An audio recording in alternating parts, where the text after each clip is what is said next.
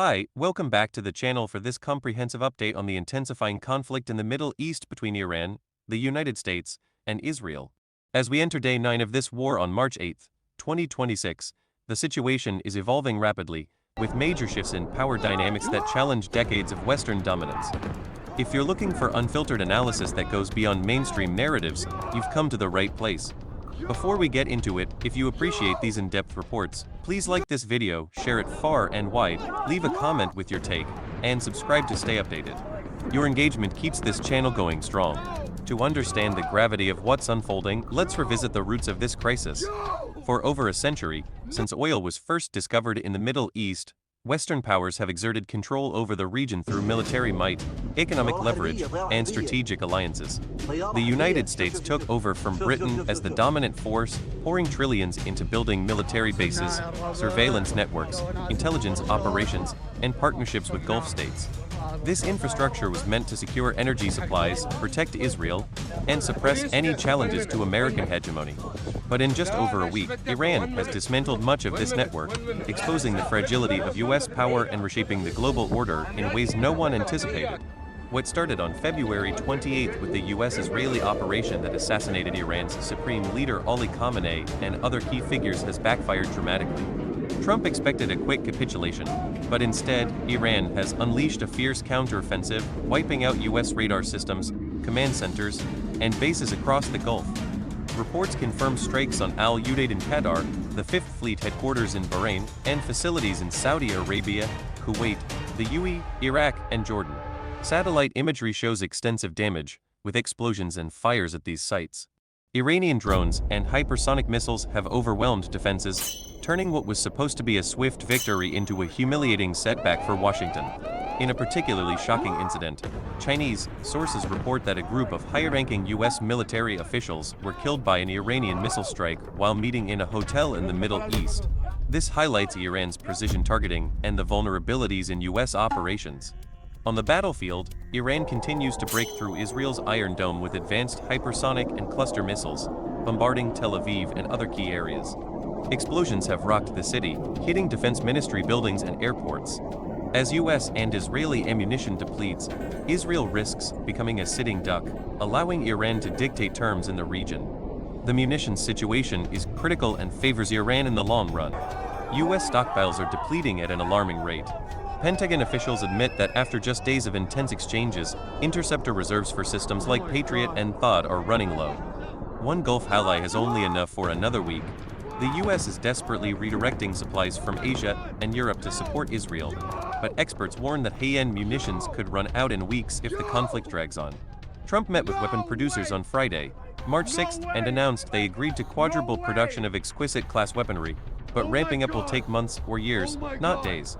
Dubai's ammunition and food supplies are estimated to last only 10 days under current pressure, and global allies like Japan are facing oil shortages, forcing them to sell U.S. assets to secure needs. Israel's reserves are also strained after prolonged conflicts, with analysts noting that sustained operations could exhaust their interceptor stocks soon. In contrast, Iran has been producing missiles at a rate of about 100 per month, amassing a significant arsenal. Despite heavy losses, Tehran's domestic production and underground facilities allow it to sustain the fight longer than expected. Reports suggest Iran could continue launching for weeks, outlasting the coalition's initial surge. This resilience stems from years of preparation and crucial support from China and Russia. Long perceived as soft and cooperative, Iran transformed after the assassination, channeling fury into a strategic overhaul. Following the 12-day war in June 2025, Iran deepened ties with Beijing, switching to China's Beidou satellite system for better navigation and targeting.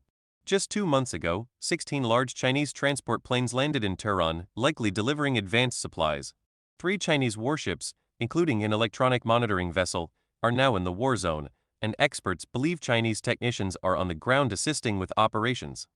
Russia is providing intelligence on U.S. positions, helping Iran coordinate effective strikes. Both powers have condemned the U.S.-Israeli aggression as violations of international law, with Moscow calling it unprovoked and Beijing urging an immediate ceasefire. In a major development, leaders from Gulf countries have called on China for assistance to stop the war. Beijing has agreed and will send a special envoy to the Middle East shortly to mediate and promote peace. This positions China as a key peacemaker, filling the void left by a reckless U.S. approach. Over the past week, the world has witnessed a seismic shift. Trump's demand for Iran's unconditional surrender, defining it as Tehran no longer posing a threat, with the U.S. even influencing the choice of new leaders, has only hardened Iranian resolve. Instead of surrender, Tehran vows continued resistance, with state media reporting over 1,300 deaths, but emphasizing unbreakable spirit. The Strait of Hormuz remains partially closed, disrupting global oil flows and spiking prices beyond $90 a barrel. Shipping is rerouted, air travel is in chaos, and markets are volatile. U.S. allies are losing faith fast. Gulf states, caught in the crossfire, criticize Washington for not consulting them before strikes and for exposing them to danger. Some privately say U.S. bases now attract threats rather than provide security. In Asia, countries like Japan are reassessing reliance on America, eyeing pivots toward China for stability. The human toll is staggering: 6 U.S. service members dead, dozens wounded, Israeli civilians killed in barrages, and thousands in Iran, including civilians, but forces holding firm. This conflict marks the twilight of U.S. unipolar dominance. Iran now controls vital lifelines, pressuring weakened neighbors and forcing a reevaluation of alliances. With ammunition dwindling and costs soaring, the U.S. faces grim choices: escalate to a ground invasion, risking massive casualties, or seek an exit that saves face. Backed by Russia and China, Iran shows no signs of folding, turning what was meant to be a decapitation strike into a catalyst for multipolar realignment. In summary, the past week has forever altered the global landscape. A once-dominant U.S. network lies in ruins, allies waver, and emerging powers like China and Russia step up. The Middle East's future is uncertain, but one thing is clear: decisions now will define generations. Stay vigilant, question the spin, and engage in the discussion. If this honest breakdown resonates, please like, share, comment what's your prediction for the next phase, and subscribe with notifications on. We depend on you to keep delivering these insights. Thank you for tuning in, and we'll catch you in the next update. Take care.